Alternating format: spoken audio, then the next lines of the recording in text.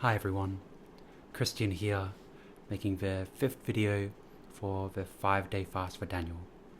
There's only a few hours to go, or at least that's how it feels for the fast. I've been daydreaming about food. In fact, I've been spending time YouTubing British chefs making steak and kidney pies and shepherd's pie and Guinness pie, just all the pies. It's all very exciting. Now, in this video, I'm going to share some of my learnings from this experience, and I'm going to thank by name everybody that's donated. This is a fundraiser for the widow and the parents of Daniel Mari, who passed away unexpectedly without much by way of savings, and the family could really use the help. So if you've been considering donating, if you've seen this a number of times and the thoughts popped into your mind and you thought that could be good, it would be good, and we'd be very grateful. So please do not hesitate. This is going to end soon. In fact, it will end by night's end, I expect. So please do donate.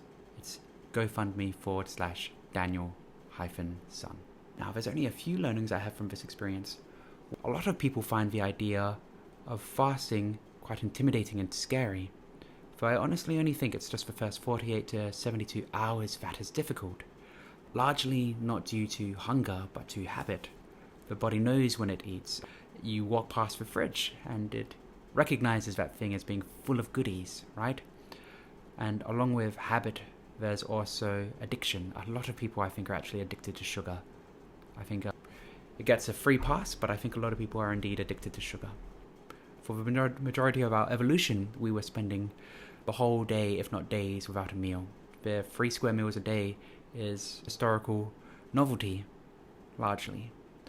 So it's a good thing to believe that you're stronger than you are. So if you've been considering fasting, why not?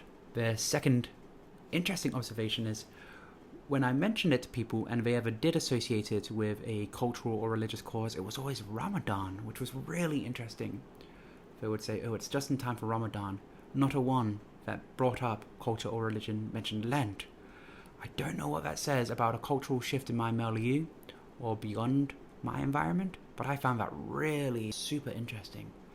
That Ramadan comes to mind in Australia, or at least my milieu, before Lent. Fascinating. And the third thing that I've learnt for anybody intending to do a fundraiser in the future, I think I made an error. I had a long list of people that I was calling on the phone, people that I know to be generous and well off. And I was calling them and telling them the story and saying, would you be willing to donate or to share? And some people did. Others I felt put on the spot. And there will be a few of those who may well be less likely to answer a phone call from me in the future. And so I think in the future I would need to be more strategic. Our relationship to phone calls is changing. Some people, their phone calls and it makes them afraid. I recognize that, I understand it. So a multi-medium approach if you do intend on reaching out to people, and maybe even a script. I know that we're supposed to be sincere and authentic, but sometimes I was just winging it, and I think a script could have helped for calling up potential donors. So they're my 3 learnings. I hope that they're valuable to you. Now, here's what I'm going to do. I'm going to name everybody that donated. So there are a lot of people who donated anonymously. We've made $3,336 so far. Isn't that brilliant? For those who donated as anonymous, that's a beautiful name. A lot of my friends' dads were named Anonymous. Popular name. So I would like to thank Melinda Sherritt, Cole Hansen, Chrissy and Nigel and Peter. I'd like to thank Charlie, Deborah Monson, Emma James, Christine Boyles, Jerry Capuletti, Zoe Sifoulis, Rachel Meyer, Richard Bevitt, Kayleen Harris, aka Kayleen Mari, Liz Clark, and also Liz, I was really touched by you reaching out. That was very nice of you, so thank you. Your words were lovely.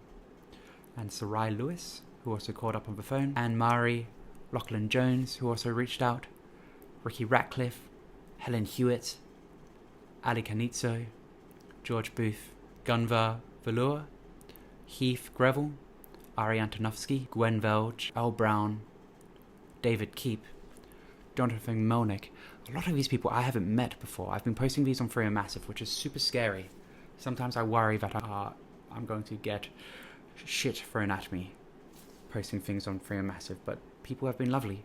Cliff and Dolly, Angela Melville, Carla Ricciardi, Susie Pippett, Natalie Hugg, Alicia Anders, and Ryan Steed. And also a special shout out to Aris Venturis, who is a talented electrician and gardener, and he offered to give free labour to the family of Daniel Mari.